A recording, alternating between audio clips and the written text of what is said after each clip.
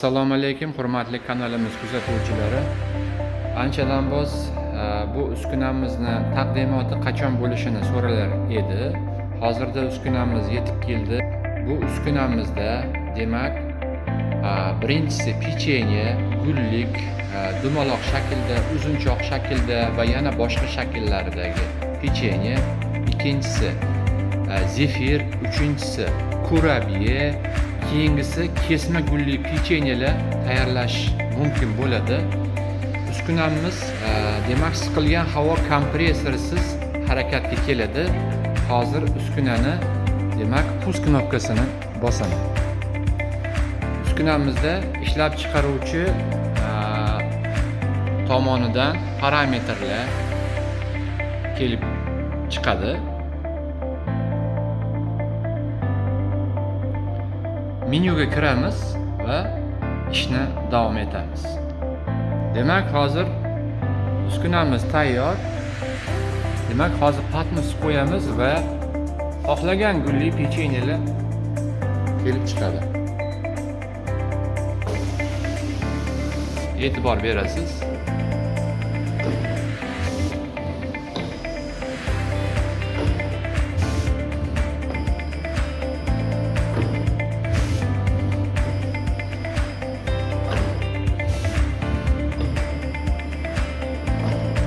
Uskunamizda demak orqama ketin quyish funksiyasi mavjud.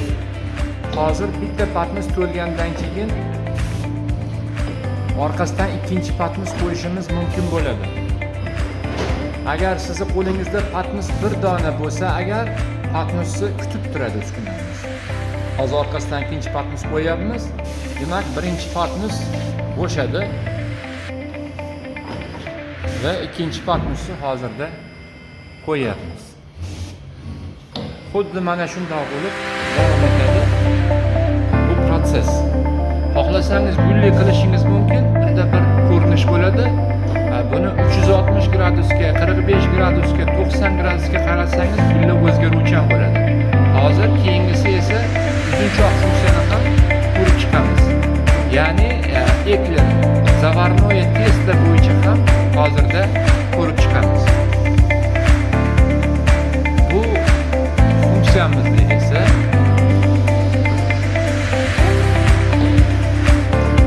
hozir mana ekler beryapti.